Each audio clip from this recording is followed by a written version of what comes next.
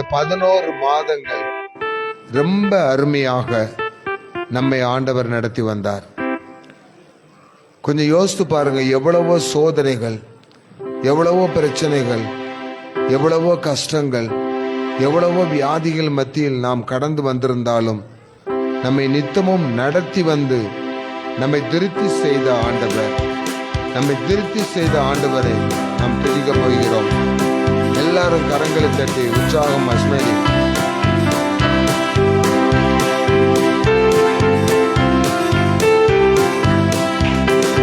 கர்த்தர் உன்னை நித்தமும் நடத்தி வறட்சியில் திரட்சியை தருவார். கர்த்தர் உன்னை நித்தமும் நடத்தி வறட்சியில் திரட்சியை தருவார். உன்னாத்துமாவை திருப்தி செய்வார். ஆத்துமாவை திருப்தி செய்வார்.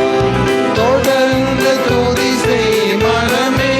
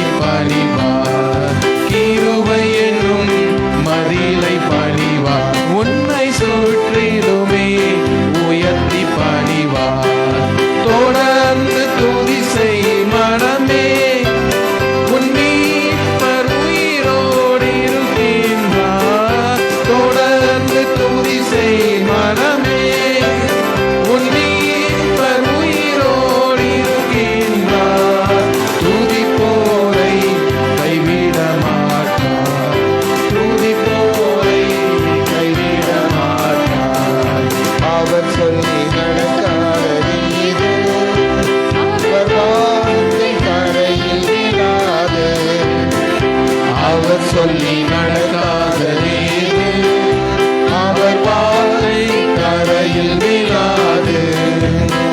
சொன்னதிலும் அதிகம் செய்வார், உன்னை நன்றியுடன் ஆழ செய்வார்.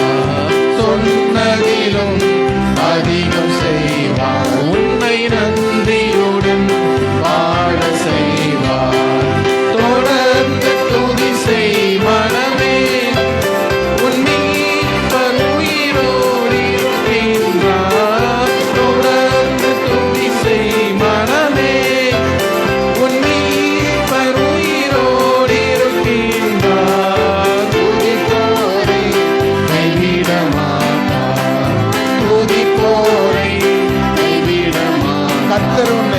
கர்த்தர் உன்னை நித்தமும் நடத்தி வறட்சியில் திரட்சியை தருவார். கர்த்தர் உன்னை நித்தமும் நடத்தி வறட்சியில் திரட்சியை தருவார். உன் ஆத்துமாவை திருப்தி செய்வார். உன் ஆத்துமாவை திருப்தி செய்வார். தொடர்ந்து துதி செய் மனமே, உயிரோடு இருக்கின்றார். தொடர்ந்து துதி செய் மனமே,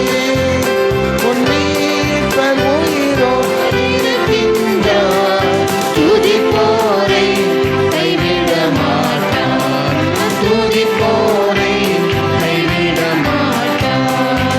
விசுவாசியை கைவிட மாட்டார். நம் குடும்பங்களை கைவிட மாட்டார்.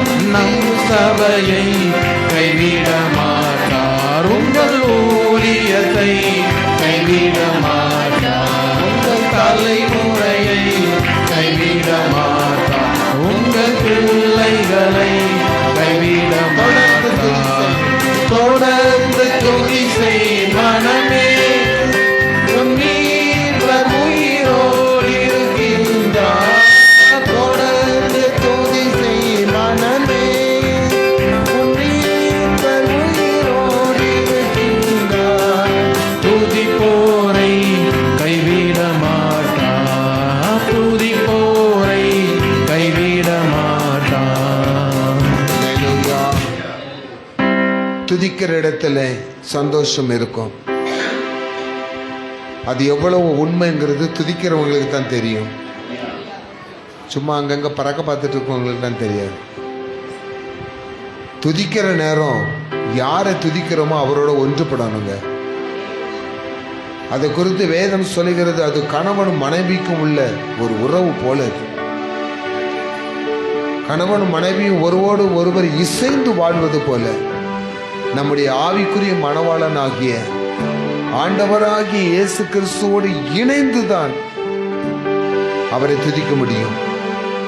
அப்படி அவரை துதிக்கும் பொழுது ஆண்டவர் சொல்லுகிறார், நான் உன்னை நித்தமும் வழி நடத்துகிற கடவுள், நான் உங்களை கைவிடாத கடவுள், நான் உங்களை நேசிக்கிற கடவுள், நான் உங்கள் மீது அன்பு செலுத்துகிற கடவுள், நான் உங்கள் கண்ணீரை துடைக்கிற இயேசு.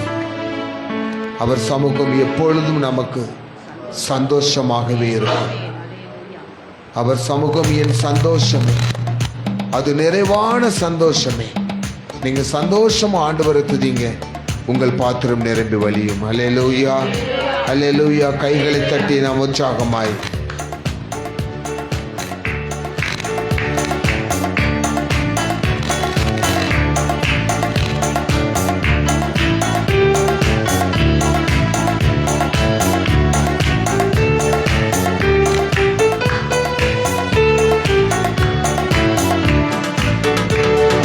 சமூகம் என் சந்தோஷமே, அது நிறைவான சந்தோஷமே. என் பாத்திரம் நிரம்பி நிரம்பி வழியுமே, ஆனந்தம் பேரானந்தமே. அவர் சமூகம், அவர் சமூகம் என் சந்தோஷமே, அது நிறைவான சந்தோஷமே. என் பாத்திரம் நிரம்பி நிரம்பி வழியுதே, ஆனந்தம் பேரானந்தமே. உள்ளம் தேவன் பால் பொங்கி வழியுதே, எசனை ரட்சித்தார் நான் ஆடி பாடுவேன். என்னுள்ளம் தேவன் பால் பொங்கி வழியுதே, எசனை ரட்சித்தார் நான் ஆடி பாடுவேன். எவரும் அறியாய் என் உள்ளம் பொங்குதே, என் உள்ளம் பொங்கி பொங்கி பொங்கி பொங்கி வழியுதே, என் உள்ளம் பொங்கி பொங்கி பொங்கி பொங்கி வழியுதே. சந்தோஷம் பொங்குதே, சந்தோஷம் பொங்குதே, சந்தோஷம் என்னில் பொங்குதே. அல்லேலூயா, இயேசு என்னை ரட்சித்தார், முற்றும் என்னை மாற்றினார். சந்தோஷம் என்னில் பொங்குதே. மகிழ்வோம் மகிழ்வோம், தினமாக மகிழ்வோம், இயேசு ராஜ்யம் நம் சொந்தமாயினார். மகிழ்வோம் மகிழ்வோம், தினமாக மகிழ்வோம், இயேசு ராஜ்யம் நம் சொந்தமாயினார். இந்த பாடலத்தின் சொந்தக்காரர் எங்கள் உள்ளத்தில் சொந்தமானார். இந்த பாடலத்தில் சொந்தக்காரர் எங்கள் உள்ளத்தில் சொந்தமானார். ஆனந்தமே பரமானந்தமே, இது மாபெரும் பாக்கியமே. ஆனந்தமே பரமானந்தமே, இது மாபெரும் பாக்கியமே. இந்த பாதலத்தில் சொந்தக்காரர் எங்கள் உள்ளத்தில் சொந்தமானார்.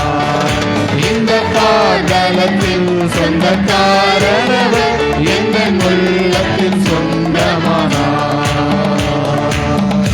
அல்லேலூயா, அல்லேலூயா. இயேசு நமக்கு சொந்தமானபடியினால் நாம் சந்தோஷமாய் இருக்கிறோம் அல்லவா? யாரெல்லாம் அந்த சந்தோஷத்தை அனுபவிக்கிறீங்க? ஆண்டெல்லாம் எனக்கு ஆண்டவர் எனக்குள்ள வந்துட்டாரு, நான் சந்தோஷமா இருக்கிறேன்.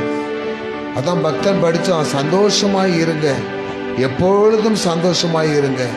உயர்வானாலும் தாழ்வானாலும் சர்வவல்ல தேவன் நம்மோடு இருக்கிறார். யாருக்கெல்லாம் அந்த நம்பிக்கை இருக்குமா? சர்வவல்ல தேவன் என்னோடு இருக்கிறார். நீங்க அந்த வார்த்தையை விசுவாசிச்சீங்கன்னா, இப்ப நம்ம படிக்க போறோம் பார்த்தீங்களா, சந்தோஷமா இருங்க எப்பொழுது. நம்ம மாத்திரம் இல்லை, இந்த லைவ்ல பார்த்துட்டு இருக்கிற ஒவ்வொரு குடும்பத்துக்குள்ளேயும் இயேசு இருப்பது உண்மையானால் அந்த குடும்பம் இப்ப சந்தோஷமா இருக்கும். இயேசு அந்த குடும்பத்தில் இருப்பது உண்மையானால் வியாதிகள் நீங்கும், விடுதலை உண்டாகும். இயேசு அந்த குடும்பத்தில் இருப்பது உண்மையானால் சமாதானம் அங்கே உண்டாகும். உண்மைதானா? எங்களோடு சேர்ந்து சந்தோஷமாயிருங்க, எப்பொழுதும் சந்தோஷமாயிருங்க, சந்தோஷமாயிருங்க, எப்பொழுதும் சந்தோஷமாயிருங்க. உயர்வானாலும் தாழ்வானாலும், உயர்வானாலும் தாழ்வானாலும் சர்வவல்ல தேவன் நம்மோடு இருக்கிறார். சர்வவல்ல தேவன் நம்மோடு இருக்கிறார். சந்தோஷமாயிருங்க, எப்பொழுதும் சந்தோஷமாயிருங்க. இன்னொரு முறை சந்தோஷமாயிருங்க, எப்பொழுதும் சந்தோஷமாயிருங்க. உயர்வானாலும் தாழ்வானாலும், உயர்வானாலும் தாழ்வானாலும் சர்வவல்ல தேவன் நம்மோடு இருக்கிறார். சர்வவல்ல தேவன் நம்மோடு இருக்கிறார். சந்தோஷமாயிருங்க, எப்பொழுதும் சந்தோஷமாயிருங்க. சந்தோஷமாயிருங்க, எப்பொழுதும் சந்தோஷமாயிருங்க. அல்லேலூயா. செய்திக்காக அருமையான மகள் ஸ்மைலி சத்தத்தை உயர்த்தி ஜெபம் பண்ணுங்க. ஸ்தோத்திரம் ராஜா, எடுத்துக்கிறோம் ஸ்தோத்திரிக்கிறோம் தகப்பனே. இந்த அருமையான மாலையிலேக்கா கூட கூட நன்றி செலுத்திக்கிறோம் ராஜா. அப்பா இந்த நேரத்தில் கூட சப்பா அப்பா துதி ஆராதனையில் அப்பா நீ எங்களை பாடல் பாடி உண்மை துதிக்க முடியாத நீ தந்த சிலாக்கியத்துக்காக கூட நன்றி செலுத்திக்கிறோம் தகப்பனே. அப்பா இப்போதுக்கும் நாங்கள் செய்தி நேரத்துக்காக கடந்து செல்கிறோம் தகப்பனே. ஏசப்பா நீங்கள் எங்களோட பேசுங்க ராஜா. அப்பா வந்த ஒவ்வொருத்தருக்கும் ஏசப்பா நீங்கள் வார்த்தையின் மூலமாக நீங்கள் பேச போகிறதுக்காக நமக்கு நன்றி செலுத்திக்கிறோம் ராஜா. அப்பா வார்த்தையை நம்ம அப்பத்தினால வந்த ஒவ்வொருத்தரையும் அப்பா நீங்கள் திருப்தி அடைந்து அப்பா திருப்பி அனுப்ப போதுக்காக கூட நன்றி செலுத்திக்கிறோம். வந்த ஒவ்வொருத்தரும் வெறுமையாய் செல்லாத படிக்கு அப்பா உங்களுடைய சத்தியத்தை அறிந்து கொண்டு செல்ல நீங்கள் உதவி செய்யுங்க. உங்களுடைய ஆசிரியத்தை பெற்றுக்கொண்டு செல்ல உதவி செய்யுங்க. சப்பா சூத்திரம் மீத நேரத்தை உங்களுடைய கருத்திலே கொடுக்கிறோம். நிறைய பொறுப்படுத்திக்கொள்ளும் வழி நடத்தும். மீ பிரேசம் ஜெபிக்கிறோம் ஜீவன பிதாவே. ஆமென். அல்லேலூயா. நம்ம யாரும் உட்காரலாமா? சின்ன பிள்ளைங்க கொஞ்சம் அமைதியா இருக்கமா? இயேசு கிறிஸ்துவின் இனிய நாமத்தினாலே உங்களை நாங்கள் வாழ்த்துகிறோம். பிரியமானவர்களே, இந்த நாளிலே கர்த்தருடைய செய்தி எல்லாருக்கும் ஒரு ஆசை இருக்கும். வாக்குத்தத்த செய்தி எப்படிப்பட்டதாய் நமக்கு இருக்க போகிறது என்று. வாக்குத்தத்தத்தை நாம் சுதந்திரித்துக் கொள்வதற்கு முன்பதாக நாம் நம்மை தகுதிப்படுத்திக் கொள்வதுதான் முக்கியம். பெற்றுக்கொள்வதற்கு முன்பதாக அதை பெற்றுக்கொள்வதற்குரிய குவாலிஃபிகேஷன் நமக்கு என்ன செய்யணும்? இருக்கணும். அந்த தகுதியை நமக்கு ஆண்டவர் தான் கொடுக்கணும். நம்மை நாமே தகுதிப்படுத்திக் கொள்ள முடியாது. பேதுரு சொன்னது போல ஆண்டவரே நம்மை தகுதிப்படுத்துகிறவர். அல்லேலூயா. இந்த டிசம்பர் மாதத்திற்காக ஆண்டவர் நமக்கு கொடுத்திருக்கிற ஒரு நல்ல வார்த்தை உபாகமத்தின் புஸ்தகம் 1ஆம் அதிகாரம் 10ஆம் வசனத்தை வாசித்து பாருங்க. உபாகமம் 1ஆம் அதிகாரம். உங்கள் தேவனாகிய கர்த்தர் உங்கள் தேவனாகிய கர்த்தர் உங்களை பெருக பண்ணினார். போதும். உபாகமம் 1ஆம் அதிகாரம் 10ஆம் வசனம். உங்கள் தேவனாகிய கர்த்தர் உங்களை பெருக பண்ணினார். சத்தமா சொல்லுங்களேன். பெருக பண்ணுவார் அப்படி சொல்லல. பண்ணினார். ஃபியூச்சர் டென்ஸ் சொல்லல. ஏற்கனவே உங்களுக்கு பண்ணிட்டாரு, இப்போ பண்ண போகிறார். அப்படியா? இல்ல, பண்ணினார். ஆல்ரெடி உங்களுக்காக பெருக்கத்தை ஆண்டவர் வைத்திருக்கிறார். அல்லேலூயா. அல்லேலூயா. சங்கீதக்காரன் சொல்லுகிறான், உன்னதமான ஆசீர்வாதங்களோடு ராஜா உங்களுக்கு எதிர்கொண்டு வருகிறார். அவர் கரங்களில் பொற்கிரிடம் இருக்கிறது. ராஜா கொஞ்சம் ஏசி குளிர்தான் ரொம்ப ஏசி குளிர்தான் ஆஃப் பண்ணிடலாம். அப்போ உன்னதமான ஆசீர்வாதங்களை ஆண்டவர் நமக்கு வச்சிருக்கிறாரு. ஏற்கனவே நம்ம தியானிச்சிருக்கிறோம். அவர் நமக்காக உண்டு பண்ணி வைத்திருக்கிற அவருடைய நன்மைகள் எவ்வளவோ பெரிதாய் இருக்கிறது. அப்ப அந்த உன்னதமான ஆசீர்வாதங்களை கொடுக்கிற ஆண்டவர் தான் சொல்லுகிறாரு, நான் உங்களை பெருக பண்ணிக்கிற தேவன். எல்லா விஷயத்திலையும் ஆண்டவர் உங்களை பெருக பண்ண போகிறார். அவர் எப்படி பெருக பண்ணுவார்? நம்ம வாசித்த உபாகமம் 30ஆம் அதிகாரம் 5ஆம் வசனத்தை எடுத்து வாசித்து பாருங்க. உபாகமம் 30:5.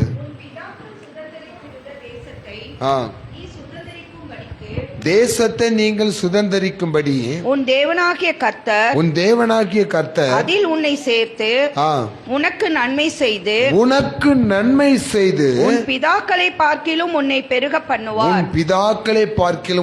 பண்ணுவார். எப்படியா? உனக்கு நன்மை செய்து.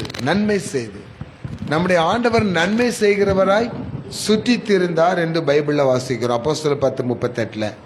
அப்போ ஆண்டவர் சொல்லுகிறார், நன்மை செய்வதின் மூலம் நான் உங்களை பெருக பண்ண போகிறேன். அப்ப நிறைய நன்மைகள் நமக்கு கிடைக்கல. இதுவரைக்கு நம்ம எதிர்பார்த்திருந்த நன்மைகள் நிறைய நமக்கு கிடைக்கல. ஆண்டவர் சொல்லுகிறார், உங்களுக்கு நான் நன்மை செய்ய போகிறேன். என் ஜனங்கள் நான் அளிக்கும் நன்மையினால் திருப்தி அடைவார்கள். அப்போ முதல் நன்மை, ஒரு சில டைம் நான் ரொம்ப எடுக்க மாட்டேன், ஒரு முக்கியமான காரியத்தை இன்னைக்கு ஆண்டவர் சொல்லியிருக்கிறாரு. உபாகமம் 30ஆம் அதிகாரத்துல நம்ம வாசித்தோம் அல்லவா? 9ஆம் வசனத்தை வாசித்து பாருங்க. அப்பொழுது உனக்கு நன்மை உண்டாகும்படி உன் தேவனாகிய கர்த்தர் உன் கைகள் செய்யும் எல்லா வேலைகளிலும் உன் கர்ப்பத்தின் கனியிலும் உன் மிருக ஜீவனின் பலனிலும் உன் நிலத்தின் கனியிலும் உனக்கு பரிபூரணம் உண்டாக செய்வார். ஆமென். இந்த விசேஷமான இந்த வார்த்தைக்காக ஒவ்வொரு காரியத்தையும் நான் ஆண்டவர்கிட்ட கேட்டுட்டு இருக்கும்போது ஒரே ஒரு வார்த்தை மாத்திரம்தான் ஆண்டவர் சொல்லி, நீ இதைத்தான் சொல்லணும் அப்படின்னு சொன்னார். கற்பத்தின் கனியிலும். பைபிள்ல சொல்லப்பட்டிருக்கு, கற்பத்தின் கனி கர்த்தரால் கொடுக்கிற சுதந்திரம். இட்ஸ் ஓகே, அதெல்லாம் சொல்லல.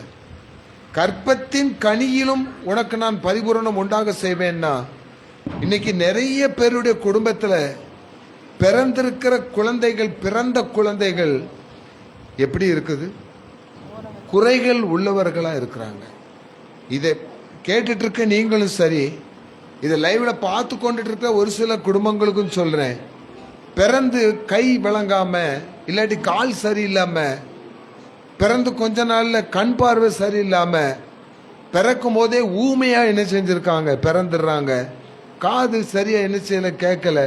ஒரு குழந்தை பிறந்து தவழ்ந்து அது அம்மா அப்பா சொல்றக்குள்ள அது சரியான பொசிஷன்ல இருக்கான்னு பேரண்ட்ஸுக்கே என்ன செய்ய முடியாது, கண்டுபிடிக்க முடியாது. ஏதோ அந்தந்த வயசுல குப்புற உழுது இப்படித்தான் நம்ம சொல்லிட்டு இருப்போம். பிரியமானவர்களே, ஆண்டவர் இன்னைக்கு ஒரு வார்த்தை சொல்றாரு, உங்கள் குடும்பத்தில் உள்ள பிள்ளைகள் குறைவுகள் உள்ள பிள்ளைகளாய் இருந்தால் அந்த குறைவுகளை மாற்றி பரிபூரணம் உண்டாக செய்ய போகிறார். அல்லேலூயா. இன்னைக்கு இயேசுவின் நாமத்தினால சொல்றேன், உங்கள் பிள்ளைகளுடைய சரீரத்துல வியாதிகளினால் நீங்கள் குறைவுபட்டு பிள்ளைகள் இன்னும் ஆரோக்கியம்ங்கிற பரிபூரணத்தை பிடிக்காமல் இருக்குமானால், பெற்றுக்கொள்ளாமல் இருக்குமானால், ஆண்டவர் சொல்லுகிறார், இன்று உங்களுடைய பிள்ளைகளுக்கு பரிபூரணமான ஒரு ஆரோக்கியத்தை கொடுக்க போகிறேன். அந்த நன்மை நான் உங்களுக்கு செய்ய போகிறேன். அது மாத்திரமல்ல, ஆண்டவர் சொல்லுகிற பாருங்க, நீ கையிட்டு செய்கிற எல்லா வேலைகளிலும் நன்மை செய்ய போகிறேன், எல்லா தொழிலும் நான் நன்மை செய்ய போகிறேன். அப்போ நம்ம இதுவரைக்கும் நம்ம எடுத்திருக்கிற முயற்சி எல்லாத்திலுமே ஒரு ஆவலோடு ஒரு எதிர்பார்ப்போடு நம்ம என்ன செய்யறோம், ஒரு பிசினஸ் ஆரம்பிக்கிறோம், இல்லாட்டி ஆவலோடு ஒரு வேலைக்கு போறோம்.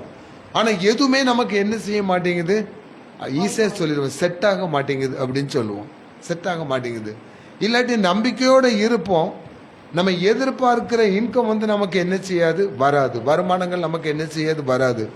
ஆனால் நம்ம தேவைகள் எப்படி இருக்கும், பெரிய அளவில் நம்முடைய தேவைகள் இருக்கும். அதை எப்படி நம்ம சந்திக்க போறோம், எப்படி டேலி பண்ண போறோம் அப்படிங்கிறது ரொம்ப மன உளைச்சலை நமக்கு என்ன செஞ்சிருது, உண்டாக்கிறது. நிறைய குடும்பங்கள் அப்படிதான் இருக்கிறோம். இன்க்ளூடிங் மைசெல்ஃப், என்னுடைய குடும்பம் அப்படிதான் இருக்கும். நான் மட்டும் வானத்திலிருந்து பொத்துன்னு என்ன செய்யல, குதிச்சு விழல. எனக்கு மட்டும் வானத்தை திறந்து ஆண்டவர் பொத்துன்னு காசை என்ன செய்யல போடலை. ஆண்டவர் யார் யாருக்கு எப்படி கொடுக்கணுமோ அதை கரெக்டாக என்ன செய்வார், கொடுப்பாரு. அன்றன்றுள்ள படியை நமக்கு அளந்து தருவார். அளந்து தருகிறவரை நோக்கி கூப்பிட்டாள். அந்த 30ஆம் அதிகாரத்தில் ரொம்ப அழகா பைபிள் சொல்லுது, உன் தேவனாகிய கர்த்தருடைய சத்தத்துக்கு நீ என்ன கொடுக்கணுமா, செவி கொடுத்தாயானால், செவி கொடுத்தாயானால் உன்னுடைய எல்லா காரியங்களிலும் பரிபூரணத்தை உண்டாக செய்வார். அப்ப எல்லாத்திலுமே சரீரத்தில் எந்தெந்த இடத்துல பலவீனத்தினால ஒரு பரிபூரணத்தை பெற்றுக்கொள்ள முடியாத சூழ்நிலையில நீங்க இருந்தாலும் இன்னைக்கு ஒரு சேலஞ்சா இயேசுவின் நாமத்தினால சொல்றேன், இந்த டிசம்பர் மாதம் 31ஆம் தேதிக்குள்ள பரிபூரணம் உண்டாக செய்ய போகிறார். எல்லா குறைவுகளையும் ஆண்டவர் மாற்ற போகிறார். ஏன்னா இந்த செய்தியை டிஃப்ரெண்டா நாங்க எடுத்து நேற்று நானும் என் மனைவி இந்த வசனத்தை வாசித்துட்டு இருந்தோம். ஆனா இன்னைக்கு கொஞ்ச நேரத்துக்குள்ள ஆண்டவர் என் மனசுல பேச ஆரம்பிச்சாரு. ஏலிம் ஜெப வீட்டை சேர்ந்த குடும்பங்கள் மாத்திரம் அல்ல, ஏலிம் ஜெப வீட்டை சேர்ந்து வெளியே இருக்கிற நிறைய குடும்பங்கள் நிறைய இருக்கிறது. அந்த குடும்பங்களிலும் இப்படிப்பட்ட ஒரு பிரச்சனை நிறைய இருக்குன்னு மெசேஜை மாற்றி கொடுக்குற நேரத்தில் தான் அருமையான லிதாலம்மா ஃபோன் பண்ணுறாங்க, ஒரு சகோதரி இவ்வளவு சிக்கா என்ன செய்கிறாங்க இருக்கிறாங்க. அப்போ இன்னைக்கு ஆண்டவர் உங்களுக்கு சொல்றாரு, எல்லா வியாதிகளையும் மாற்றி ஆரோக்கியம்ங்கிற பரிபூரணத்தை கர்த்தர் கொடுக்க போகிறார். அல்லேலூயா. விசுவாசிங்க. யார் குடும்பத்துல கணவனுக்கு, மனைவிக்கு, பிள்ளைகளுக்கு, பிறந்த பிள்ளைகளுக்கு, பிறக்க போகிற பிள்ளைகளுக்கு, கற்பத்தில் இருக்கிற பிள்ளைகளா இருந்தாலும் அது உள்ள எப்படி இருக்கணும், எப்படி இருக்கணும், பரிபூரணமா இருக்கணுமா.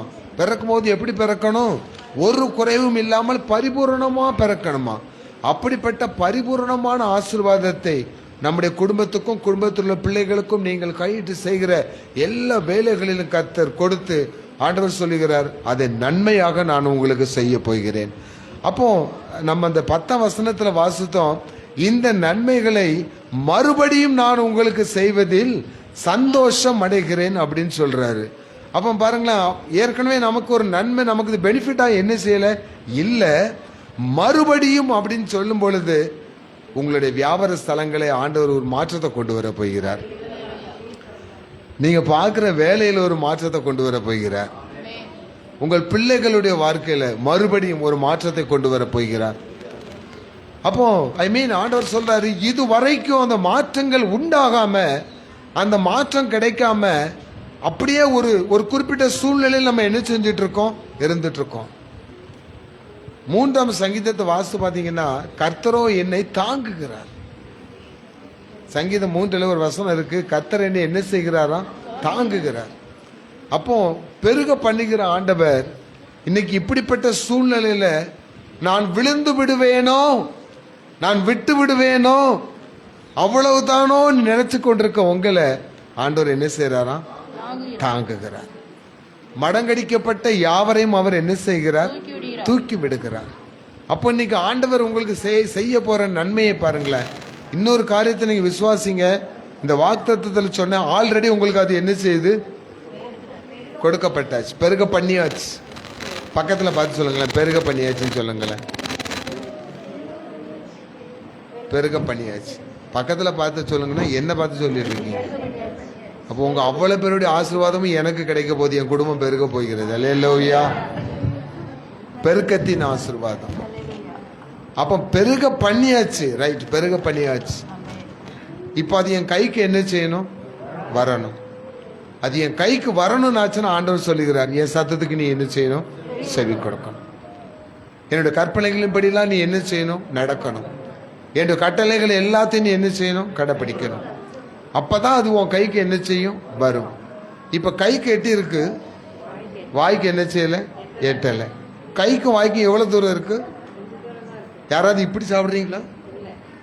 இல்ல இப்படி சாப்பிடுவோமா? இல்ல. பிளேட்ல இருந்து எடுத்து என்ன செய்ய போறோம், சாப்பிட போறோம்.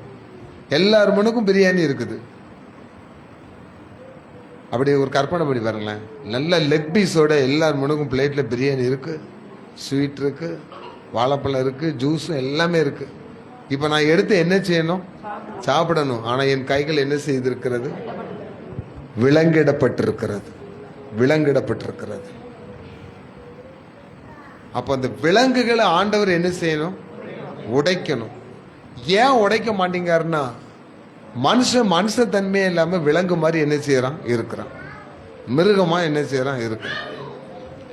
மனுஷ தன்மை இழந்து விலங்கு போல அவன் இருக்கிறனால அவன் கையில விலங்கு என்ன செஞ்சிருக்கு, போட்டு வச்சிருக்கு.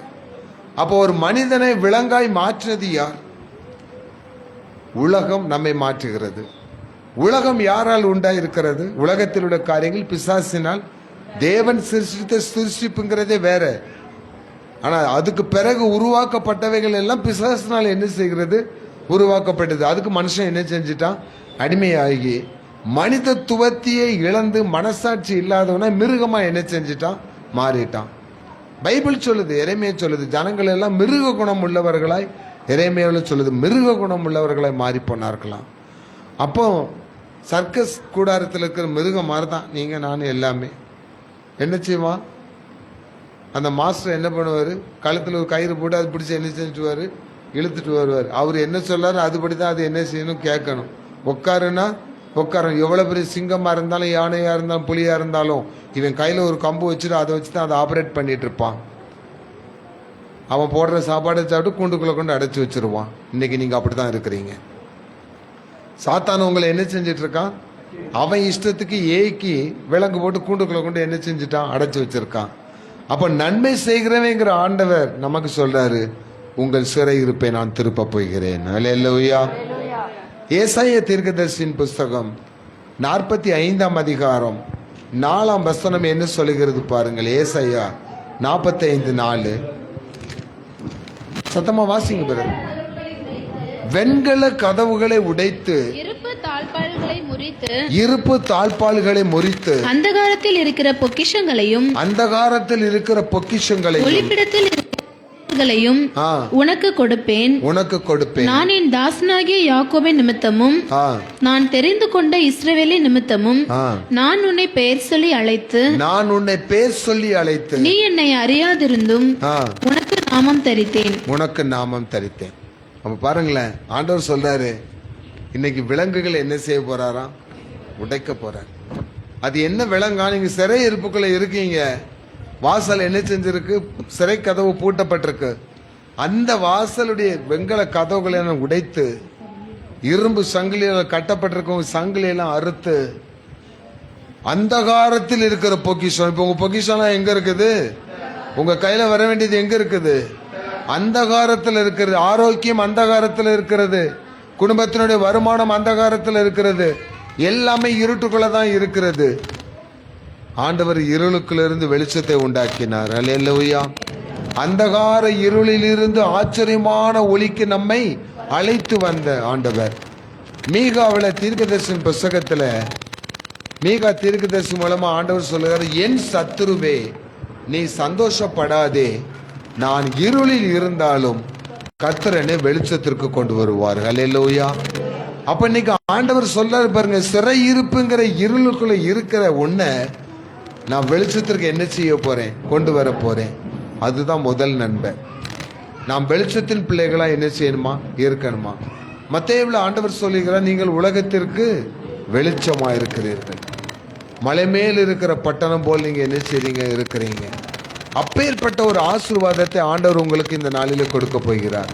அப்ப இருளில் இருந்த உங்களுடைய குடும்பம், இருளில் இருக்கிற உங்களுடைய பிள்ளைகளுடைய வாழ்க்கை, மரண இருளில் இருக்கிற சரீரத்தினுடைய பலவீனங்கள் எல்லாவற்றையும் ஆண்டவர் மாற்றி பரிபூரணம் உண்டாக செய்ய போகிறார்.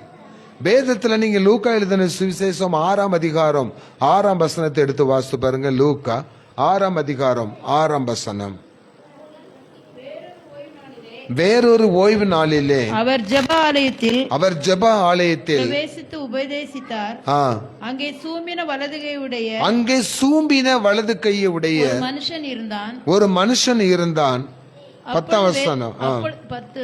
அவர்கள் எல்லாரையும் சுற்றி பார்த்து அந்த மனுஷனை நோக்கி உன் கையை நீட்டு என்றார். அப்படியே அவன் தன் கையை நீட்டினான். உடனே அவன் கை மறுகையை போல் சொஸ்தமாயிற்று. வலது கை தான் நமக்கு எல்லா வேலைகளும் செய்யறதுக்கு. ரைட் ஹேண்ட் சைடு தான் நமக்கு பலன். ஆண்டவரை குறித்து சொல்லப்பட்டிருக்கு, அவருடைய வலது கரம் என்ன செய்யுமா, பராக்கிரமம் செய்யும். கர்த்தரின் வலது பக்கத்தில் எனக்கு நிழலா இருக்கிறார். அப்போ நல்லா யோசித்து பாருங்க, பிறவியிலேயே எப்படி பிறந்தான்? ஒரு கை விளங்காதவன், அதுவும் ஒர்க் பண்ற பலன் கொடுக்கிற வலது கை விளங்காம சூம்பின கையா என்ன செய்யறான்? பிறக்கிறான். அதான் ஆரம்பத்திலே ஆண்டவர் சொன்னது, கற்பத்தின் கனியில நான் என்ன செய்வேன்? பரிபூரணம் உண்டாக செய்வேன். அப்போ குறைபாடோடு பிறந்திருக்கிற இந்த கற்பத்தின் கனியான அந்த மனிதனை தேவனுடைய ஆலயத்தில் வச்சுதான் ஆண்டவர் பார்த்து சில விஷயங்களை சொல்றாரு. எல்லாருடைய கண்களும் அவர் மீது என்ன செய்கிறது?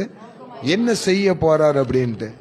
ஆண்டவர் அந்த மனிதனை பார்த்து எலும்பி நின்று கையை என்ன செய்ய நீட்டு அப்படின்னாரு.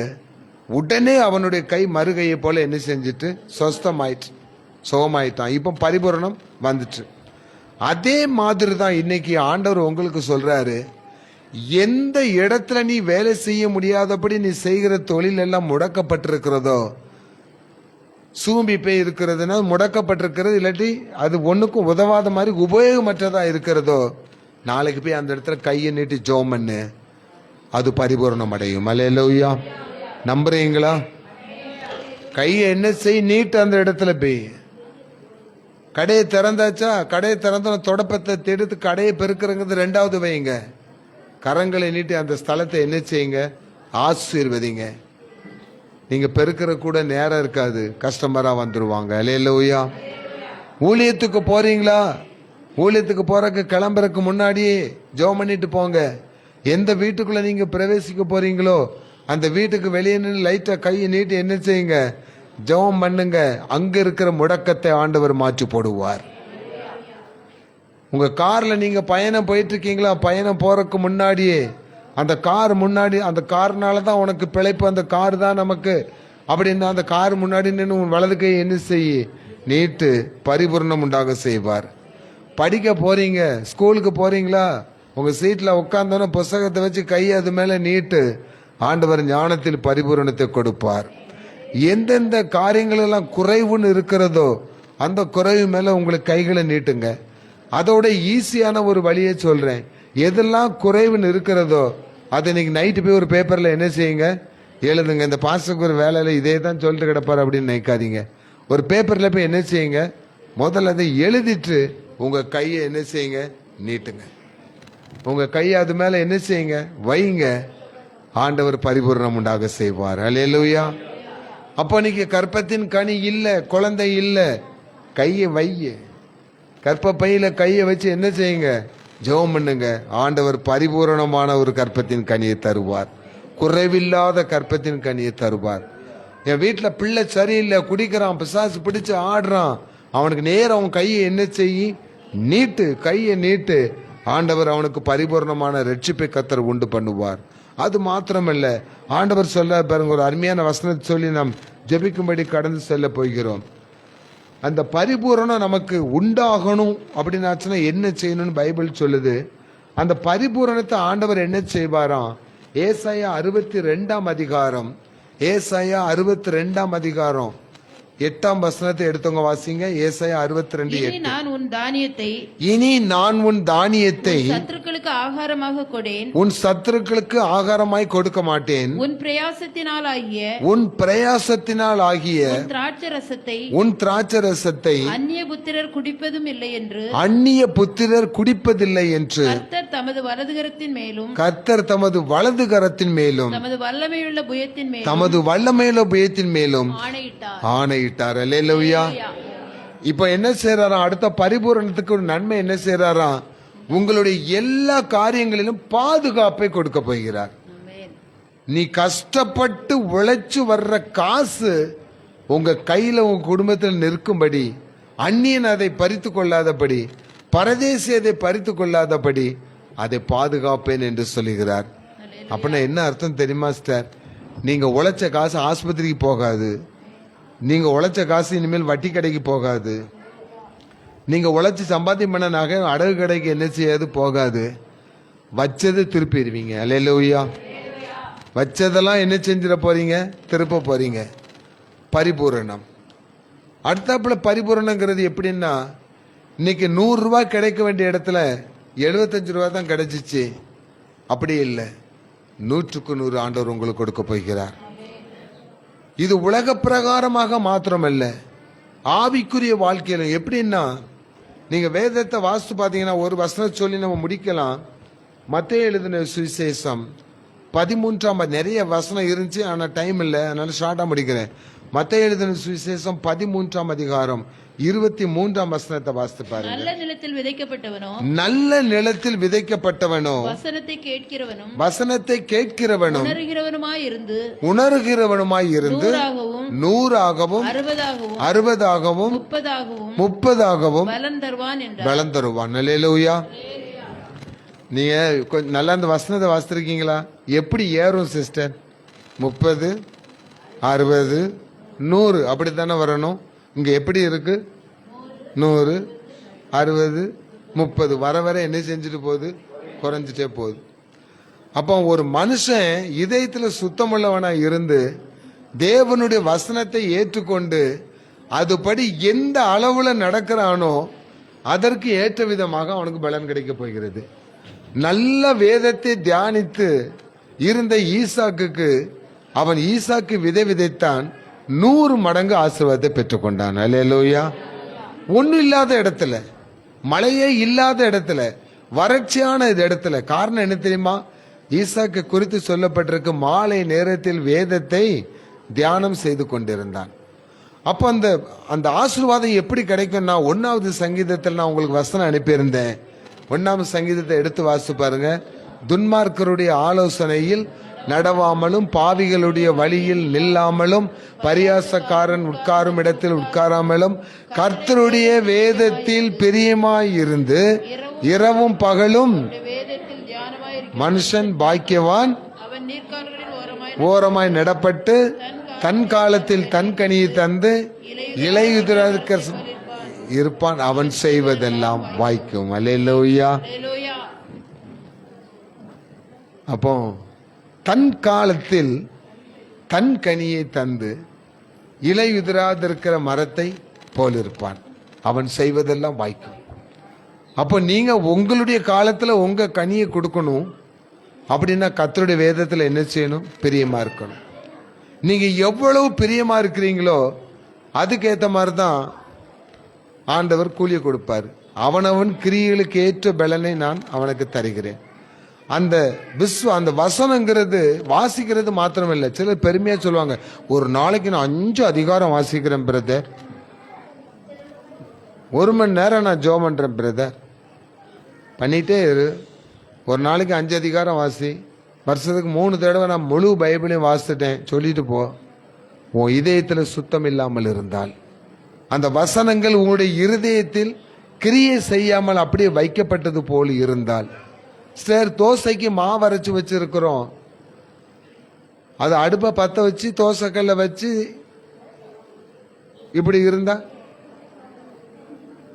தோசைக்கல்ல இருந்து புகை தான் என்ன செஞ்சுட்டு இருக்கும், வந்துட்டு இருக்கும். அப்ப அந்த சரியான ஹீட் வந்தோன்னு என்ன செய்யறோம்? தோசை ஊத்தினாதான் அது என்ன செய்யும்? தோசையா வரும். நம்முடைய வாழ்க்கை எப்படி தெரியுமா இருக்கு? அடுப்புல வைக்கப்பட்ட தோசைக்கல் மாதிரி தான் என்ன செய்து இருக்குது. ஜபம்ங்கிற ஆவி பற்றி எரியுது, துதிங்கிறது ஆவி பற்றி எரியுது, கல்லுக்கு மேல ஆவி தான் போகுது. ஊற்ற வேண்டியதை நம்ம என்ன செய்யல? ஊற்றல. ஆக நீங்க என்னதான் வெளிப்பிரகாரமா இப்படி வாழ்ந்துட்டு இருந்தாலும் வசனமாகிய புளிப்பில்லாத மாவு, அந்த வசனமாகிய மாவு அதுல எடுத்து ஊற்றப்பட்டாதான் அது உங்களுக்கு பிரயோஜனமா என்ன செய்ய போகுது? மாறப்போகுது. அதுல தான் நம்ம வயிறு என்ன செய்ய போகுது? நிறைய போகுது. அப்போ நம்முடைய வாழ்க்கையில பரிபூரணமான 100 மடங்கு ஆசீர்வாதத்தை பெற்றுக்கொள்ளணும்னா இன்னைக்கு 30, 60 இருக்கிற உங்களுடைய வாழ்க்கை கர்த்தருடைய வசனத்தை கேட்டு அந்த வசனத்தின்படி செய்துகிறவன் எவனோ அவனுக்கு உள்ளவன் எவனோ அவனுக்கு கொடுக்கப்படும், அவன் பரிபூரணமும் அடைவான். பரிபூரணம் அடைவானா? அப்ப அந்த பரிபூரண ஆசீர்வாதத்தை பெற்றுக்கொள்ளணும்னாச்சுன்னா 2 வரி தான் சொல்லியிருக்கேன். உன் தேவனாகிய சத்தத்துக்கு நீங்க என்ன செய்யுங்க? கீழ்ப்படிங்க. 2வது கர்த்தருடைய வசனத்தின்படி நீங்க என்ன செய்யுங்க? நடங்க. இந்த 2 நடந்தாச்சுன்னா உபாகம் 28 அதிகாரம் 1 வசனத்தை வாசிங்க. உபாகம் 28 அதிகாரம் 1 வசனத்தை நாம் வாசிப்போம். இன்று நான் உனக்கு விதிக்கிற இன்று நான் உனக்கு விதிக்கிற உன் தேவனாகிய கர்த்தருடைய கட்டளைகளின்படியெல்லாம் உன் தேவனாகிய கர்த்தருடைய கட்டளைகளின் படியெல்லாம் செய்ய நீ கவனமாய் இருக்கும்படிக்கு அவர் சத்தத்திற்கு உண்மையாய் செவி கொடுப்பாயானால் உன் தேவனாகிய கர்த்தர் பூமியில் உள்ள சகல ஜாதிகளிலும் உன்னை மேன்மையாக வைப்பார். அல்லேலூயா. அழகா சொல்லிட்டாரு பாருங்களேன். உன் தேவனாகிய கர்த்தரிடத்தில் உண்மையா நீ என்ன செய்யணும்? அன்பு கூர்ந்து நீ அவரிடத்தில் செவி கொடுப்பாயானால் உன் தேவனாகிய கர்த்தர் பூமியில் உள்ள சகல ஜாதிகளிலும் உன்னை மேன்மையாக வைப்பார். அப்போ ஒரு மனிதன் பரிபூரணம் அடைஞ்சிட்டாலே அவன் மேன்மை அடைஞ்சிட்டான் அப்படின்னு அர்த்தம். அப்படித்தானம்மா? ஒரு குடும்பத்துல பிள்ளைகளுக்கு பெற்றோருக்கு கிடைக்க வேண்டிய எல்லா ஆசீர்வாதங்களும் பரிபூரணமா கிடைச்சிட்டு அப்படின்னு அந்த குடும்பம் கர்த்தரால் ஆசீர்வதிக்கப்பட்ட குடும்பம். எல்லா காரியத்திலும் குறை இருக்குன்னு வச்சுடுங்களேன். அதுக்கு ஈஸியா ஒரு இதை சொல்றேன். ஒரு ஷர்ட், இப்ப நான் ஒயிட் ஷர்ட் போட்டிருக்கேன், இந்த பக்கம் ஒயிட் கலரும் இந்த பக்கம் ஒயிட் கலர்ல ஷர்ட் பாக்கெட்ல ஏதாவது ஒரு கருப்பா ஒரு கரை இருந்தாச்சுன்னா பார்க்குறவங்க கண்ணுக்கு எது கரெக்டாக தெரியும்? அந்த கருப்பு கலர் மட்டும் தான் தெரியும். மீதி எல்லாம் ஒயிட்டாக இருக்கிறதுலாம் தெரியாது. இந்த கருப்பு மட்டும் தான் தெரியும். இப்போ அங்கேருந்து பார்த்தா இந்த வாட்ச் உங்களுக்கு தெரியுதா என்ன கலரில் இருக்கு? அழகா இருக்குல்ல? ஆனால் இது ஓடாதுங்கிறது யாருக்காவது தெரியுமா? சத்தியமாக இது ஓடாது. ஓடாத வாட்சை நான் என்ன செஞ்சிட்டு இருக்கேன்? கட்டிக்கிட்டு இருக்கேன். இன்னைக்கு நம்ம வாழ்க்கை எப்படி இருக்குன்னா பார்க்கறதுக்கு பளபளப்பா என்ன செய்து இருக்குது, ஆனா வாழ்க்கை முன்னேற்றத்தை நோக்கி என்ன செய்யல? ஓடலை. ஓடாத வாழ்க்கையை தலைமையில கட்டிக்கிட்டு ஒப்பாரி வச்சுக்கிட்டு என்ன செய்யறோம்? அலைகிறோம். ஆண்டவர் சொல்றாரு, உன் தேவனாகிய கர்த்தருடைய சத்தத்திற்கு கவனமா நீ செவி கொடுத்தா ஓடாத வாட்சும் என்ன செய்யும்? ஓடும். உன் வாழ்க்கையும் சந்தோஷமா சமாதானத்தை நோக்கி ஓடும். அல்லேலூயா. ஆசீர்வதிக்கிற தேவன் நம்மை நிச்சயம் என்ன செய்வார்? ஆசீர்வதிப்பார். வசனத்திற்கு கீழ்ப்படிங்க, வசனத்தின்படி நடங்க, நல்ல ஜெபம் பண்ணுங்க. கர்த்தருடைய சத்தத்திற்கு உன் தேவனாகிய கர்த்தருக்கு சத்தத்திற்கு செவி கொடுங்கன்னு சொன்னா அது என்ன சத்தம் எங்க இருந்து வரும்னு நீங்க நிறைய பேருக்கு தெரியாது. வசனத்தை வாசிச்சுட்டு போயிடும். சத்தத்துக்கு செவி கொடுத்தா கர்த்தர் என்ன மேன்மையா வச்சிருவாரு அப்படின்ட்டு. நீங்க என்னைக்கு முழங்கால் படியிட்டு பைபிள் வாசி உண்மையான மனசோட 3 நிமிஷம் நீங்க ஜெபம் பண்ணி பாருங்க. எந்த காரியத்துக்காக ஜெபம் பண்றீங்களோ அதுக்கு ஒரு பதில ஆண்டவர் ஜெபம் முடிஞ்சோடனே கொடுத்துருவார். உங்க இதயத்துல ஆண்டவர் பேசுவார். சிஸ்டர், எனக்கெல்லாம் அப்படித்தான். என் வாழ்க்கையில ஃபுல்லாவே அப்படித்தான். அவங்க சொல்றாங்க இவங்க சொல்றாங்க, நான் காதில் வாங்கிட்டு அவார்டுக்கு இருப்பேன். எனக்கு என்ன சொல்றாரோ அதை தான் நான் சொல்லுவேன். அப்போ இன்னைக்கு இவ்வளோ பெரிய வசனங்கள் எடுத்து வச்சு இதுதான் வாக்குத்தத்தம்னு சொல்லி வசனங்கள் எடுத்து வச்சா இதில் உள்ள 2 வசனத்தை தான் உங்கள்கிட்ட சொல்லியிருக்கேன். மீது எல்லாமே ஆண்டவர் கொடுக்கறதான். அல்லேலூயா. அப்போ ஆண்டவர் சொல்லாரு பாருங்களா, உங்களுக்கு நன்மை செய்வதில் நான் மறுபடியும் மகிழ்ச்சி அடைகிறேன், உங்களுக்கு எல்லா விதமான பரிபூர்ணமான ஆசீர்வாதங்களை கொடுப்பேன், உங்களை நான் பெருக பண்ணினேன். அல்லேலூயா. அப்போ ஆசீர்வதிக்கிற தேவன் நம்மை ஆசீர்வதிக்கும்படி நாம் எழுந்திருந்து ஜெபிக்க போகிறோம். இந்த ஆராதனை முடிஞ்ச உடனே பிறந்த நாள் கொண்டாடுற பிள்ளைகளுக்கு நாம் தனிப்பட்ட முறையில் ஜெபிக்க போகிறோம்.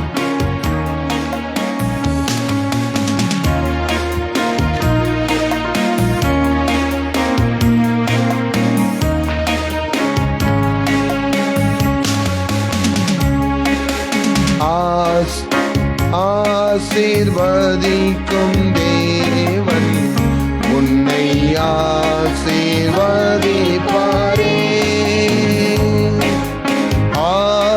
ஆசீர்வதிக்கும் தேவன் நம்மை ஆசீர்வதிப்பாரே. துதி ஸ்தோத்திரம் இயேசுநாதா, துதி உமக்கே என்றுமே. துதி ஸ்தோத்திரம் இயேசுநாதா, துதி உமக்கே என்றுமே.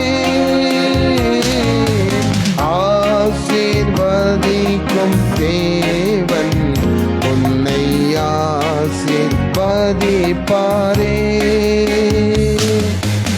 ஆபிரகாமை ஆசீர்வதித்த தேவன் ஆசீர்வதிப்பாரே.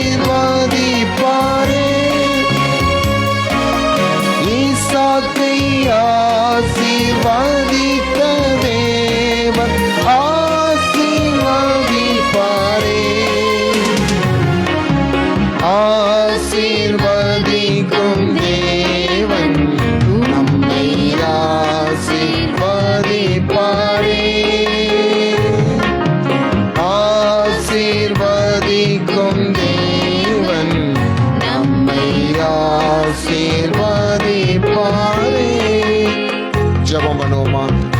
பிரியமானவர்களே, ரொம்ப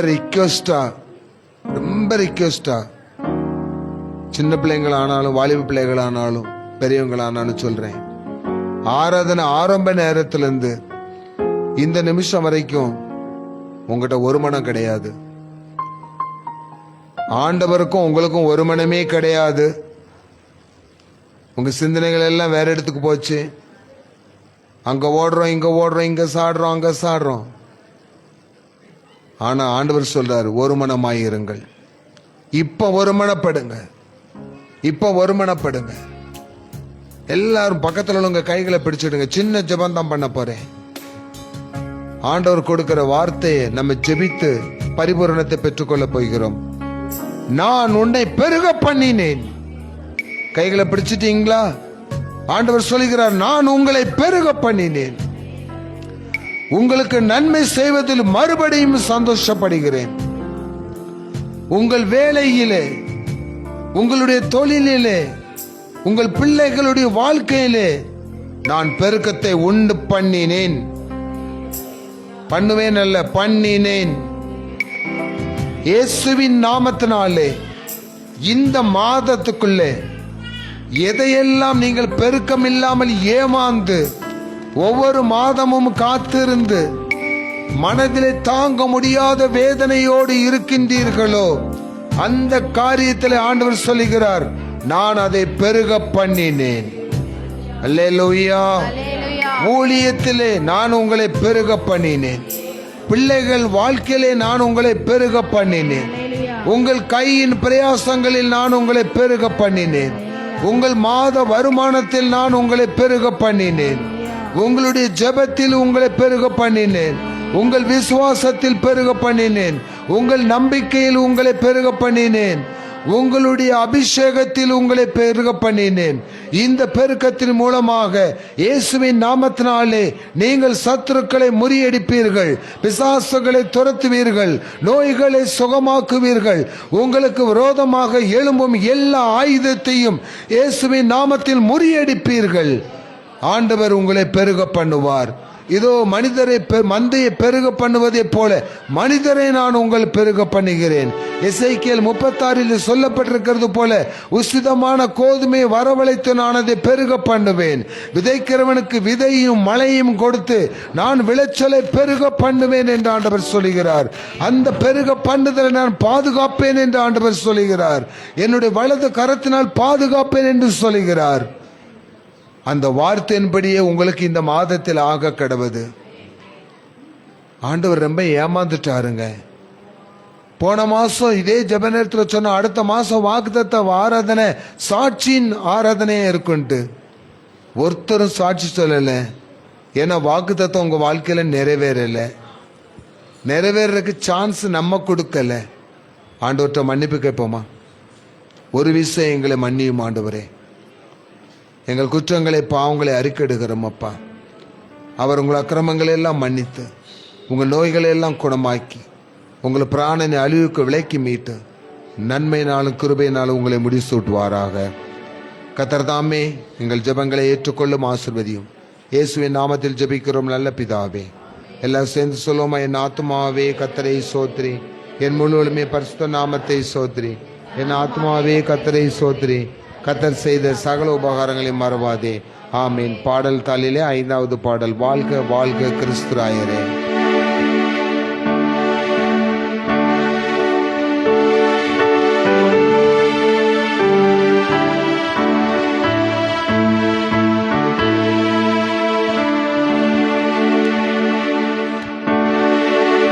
வாழ்க வாழ்க கிறிஸ்துராயரே.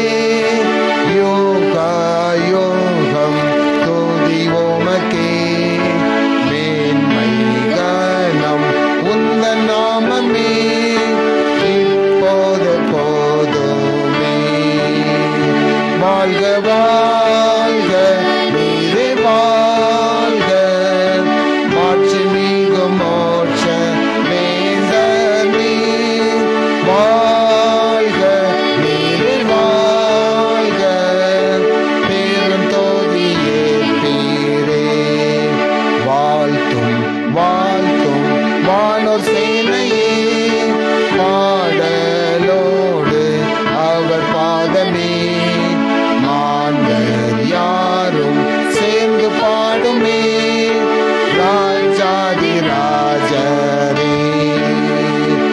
வாழ்க வாழ்க நீரு வாழ்க மாட்சிமிகு மோட்ச வேந்தர் நீர் வாழ்க நீரு வாழ்க பேரந்தோரியே தீரே. அல்லேலூயா அல்லேலூயா. கர்த்தர் உங்களை ஆசீர்வதிப்பாராக. எல்லாரும் அப்படியே உட்காருங்க. இப்பொழுது பிறந்த நாள் கொண்டாட போகிற அருமையான